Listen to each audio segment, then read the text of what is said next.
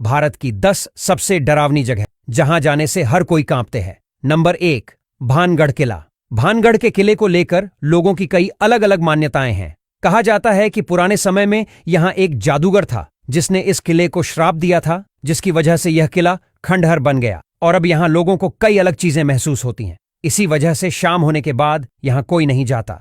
Number 2, Kuldhara गांव। जैसलमेर से 18 kilometre दूर स्थित कुलधरा गांव में कभी 600 से ज्यादा परिवार रहते थे, लेकिन पिछले 200 सालों से उजड़ा हुआ है। साल 1291 में पालीवाल ब्राह्मणों द्वारा इस गांव को स्थापित किया गया था। साल 1825 में एक रात कुलधारा के सभी लोग अंधेरे में गायब हो गए। तब से इस गांव में कोई नहीं रहता। Number 3, Mukesh mills.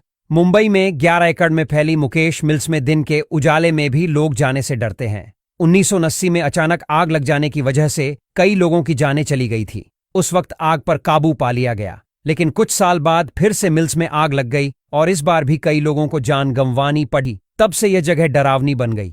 Number 4, national library, Kolkata. दुर्लभ किताबों के लिए मशहूर कोलकाता की नेशनल लाइब्रेरी अपने डरावने किस्सों के लिए भी काफी मशहूर है। यहाँ लाखों की संख्या में किताबें और पुराने दस्तावेज रखे हुए हैं। यह आने वाले लोगों ने अजीब आवाजें और अदृश्य शक्ति मौजूद होने का दावा किया है। नंबर 5, शनिवारवाड़ा किला, पुणे। पूर्णिमा की रात को यहां अलौकिक गतिविधि होने का दावा किया जाता है। कहा जाता है कि एक राजकुमार की यहां निर्दयतापूर्वक हत्या कर दी गई थी, जिसके बाद उसकी आत्मा यहां भटकती है। कहा जाता है कि यहां रात के समय चीखने की आवाजें भी सुनाई देती हैं।